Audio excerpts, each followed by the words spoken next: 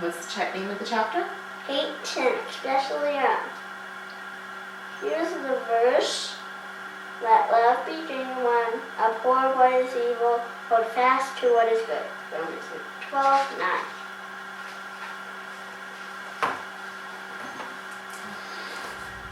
Day 1. Everyone's got symptoms. If you woke up with a headache and a fever and you couldn't keep your breakfast down, you certainly conclude that you were sick.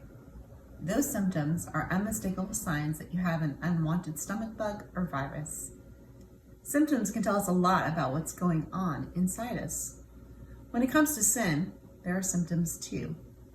Some are obvious, like telling lies or yelling, but some, like wanting our own way, are subtle. One thing we all know for sure is how to please ourselves. We are easily in tune with what we like and don't like, and our default is to put ourselves first. Thinking of our own needs come naturally, and while it's not sin to take care of ourselves, it's certainly sin when we are ruled by our desire for our own way. Sin is failing to believe God's rules are best and choosing to live by our own rules instead. God gave Adam and Eve the freedom to eat from any tree in the garden except one. He told them that they were not to eat from the tree of the knowledge of good and evil. If you're familiar with the story, you know they didn't choose to obey God.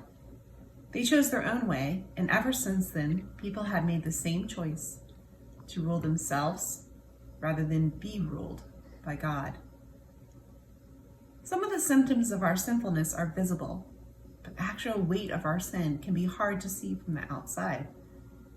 Have you ever covered up a lie with more lies?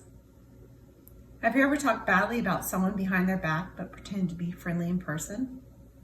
You see, we hide many of sin's worst symptoms, acting our best self for others to see. Some symptoms are hidden even from our own eyes until a circumstance reveals them.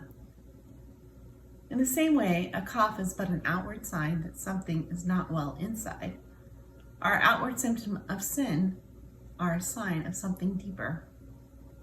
If we are to hate our sin, we must recognize it as much bigger problem than it appears. No one is exempt. No one gets a pass. Though our symptoms may look different, they reveal the bigger problem that we have on the inside. In a world that often downplays the symptoms and makes light of sin, God makes it clear that we are to take sin seriously and trust Jesus for a remedy. Some things to think on this week is that we need to recognize our real condition as sinners.